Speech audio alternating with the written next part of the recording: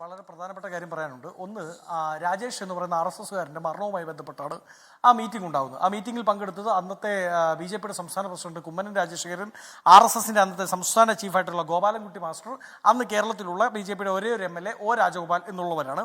അതുമായി ബന്ധപ്പെട്ട് CPMന്റെ ഭാഗത്ത് നിന്ന് കോടിയേരി ബാലകൃഷ്ണനും സഖാവ് പിണറായി വിജയനുമാണ് പങ്കെടുത്തത്. പിന്നീട് ശ്രീഎം ആയിരുന്നു മധ്യസ്ഥത വഹിച്ചത്. അതിനുശേഷം ഇൻസിഡൻസ് ഓഫ് അറ്റാക്കുകൾ അങ്ങോട്ടും ഇങ്ങോട്ടും ഉണ്ടാകുന്നതുമായി ബന്ധപ്പെട്ടാണ് ആ മീറ്റിംഗ് ഉണ്ടാകുന്നത്. അങ്ങ് പ്രകടിപ്പിച്ചതുപോലെ അതിൽ ആശങ്ക നമുക്കുണ്ടായിരുന്നു, സന്തോഷവും ഉണ്ടായിരുന്നു, തീരുമെന്ന്.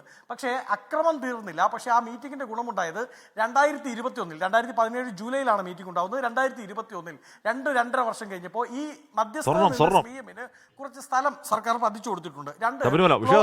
രണ്ട് ക്ലോസ്ഡ് മീറ്റിംഗ് ആണെന്ന് പറഞ്ഞത് മസ്കറ്റ് ക്വാർട്ടറിലാണ്. അല്ല, ഇത് പറയണമല്ലോ, ജനം കേൾക്കണമല്ലോ. മസ്കറ്റ് ക്വാർട്ടറിലാണ് മീറ്റിംഗ് നടന്നത്. മസ്കറ്റ് ക്വാർട്ടറിൽ പോയിട്ടുള്ളവർക്കറിയാം, ഇത് അതിന്റെ എൻട്രൻസ് ഭാഗമാണ്.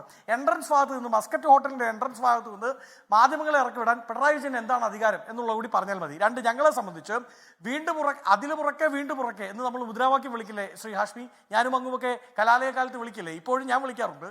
അതുപോലെ തന്നെ ഞങ്ങൾ പറയും, വീണ്ടും ഉറക്കെ അതിലുമുറക്കെ സ്വർണം കട്ടത് ആരപ്പ, സഹാക്കളാണ് അയ്യപ്പ. ഇനി അതിന്റെ പേരിൽ KPCC ഓഫീസിൽ ക്യാൻറ്റീൻ നടത്തുന്ന മനുച്ചേട്ടനെ വിളിപ്പിച്ചാലും ഞങ്ങൾക്ക് പ്രശ്നമില്ല. ലോകത്തെവിടെയായാലും ഏത് സമയത്തും 24 വാർത്തകളും ഓഗ്മെന്റഡ് റിയാലിറ്റി പാക്കേജുകളും എക്സ്പ്ലെയിനറുകളും വിശദമായി കാണാൻ ഞങ്ങളുടെ YouTube ചാനൽ നിങ്ങൾക്ക് സബ്സ്ക്രൈബ് ചെയ്യാം.